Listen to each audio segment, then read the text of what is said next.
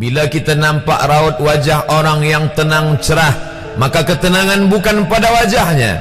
Bila nampak orang melangkahkan kaki dengan tenang penuh wibawa, maka ketenangan bukan pada kakinya. Bila tampak ayunan tangannya tak tergesa-gesa, maka bahagia bukan pada tangannya. Di mana letak bahagia itu? Ala fil jasadi mudghah.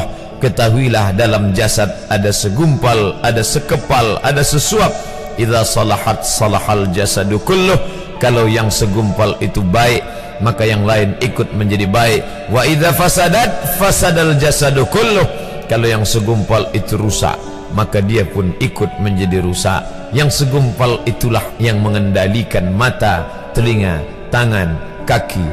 Yang segumpal itulah tempat rindu, benci, marah, ridha, ikhlas, fasik, hasad, kufur. Di sanalah bersemayam rindu dan benci. Maka jangan terlampau benci. Habib habibaka haunamma. Kalau kau sayang, sayanglah secukupnya sahaja. Karena boleh jadi hari ini kau sayang, besok berubah menjadi kebencian. Kalau kau benci, bencilah secukupnya sahaja. Boleh jadi esok pagi dia menjadi orang yang tersayang. Berapa banyak puan-puan berkata, siapa itu? Itulah orang yang dulu paling aku benci. Tapi hari ini masih ada juga benci, tapi tak banyak. Oleh sebab itu maka dijaga dia. Yauma la yanfa'u malun. Hari itu tak ada guna harta, wala banun, tak ada guna anak, illa man atallah, kecuali orang yang datang menghadap Allah biqalbin salim, dengan hati yang salim. Qab lam ba, qallaba, berbolak-balik. Qallaba, tidak selamanya bahagia. Kadang pagi hati tenang, petang datang dia pun susah. Kadang pagi hati lapang, petang tiba dia pun gundah.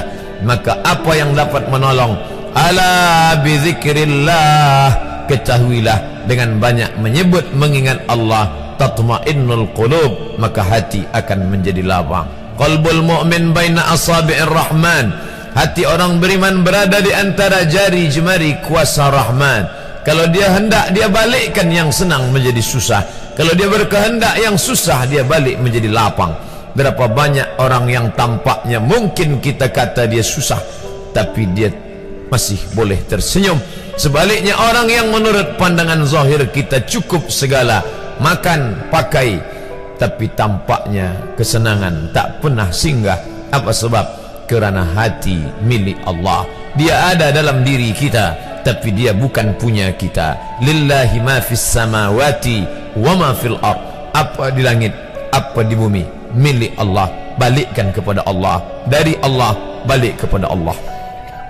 Senang mengucapkannya, payah mengamalkannya, lebih sulit memasukkannya ke dalam hati. Oleh sebab itu maka apa cara supaya hati menjadi lapang? Yang pertama, iman. Mesti ada iman. Percaya bahawa dia ada walaupun tak tampak oleh mata. Dulu ada seorang filosof, dia berkata bahawa aku percaya dia ada bila boleh tampak oleh mata, disentuh tangan, didengar telinga. Tapi bila tidak dapat ditengok mata, dipandang mata, didengar telinga, disentuh tangan, maka dia tidak ada. Inilah orang-orang yang berfaham wujudiyah. Wujud ada, mikrofon ada, mimbar ada, orang ada, kerana aku boleh menatap dengan mata, mendengar suara dengan telinga, bersapa tangan dengan alat yang diciptakan Allah Subhanahu wa ta'ala. Tapi kita mengenal dia bukan kerana rupa. Bahkan bila kita pejam mata nampak berbagai macam rupa, itukah dia? Bukan. Walam yakul lahu kufuwan ahad. Bila kita pandang tengah malam tampak bermacam warna rupa, itukah dia?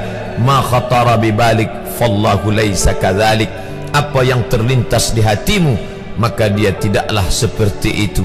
Dia tak dapat dipandang dengan mata. La tudrikuhul absaru, dia tak dapat ditangkap mata. Wa huwa yudrikul absara, dialah yang dapat menatap mata. Jangankan dia, wajah kita pun kita tak boleh melihatnya. Siapa yang boleh melihat wajahnya?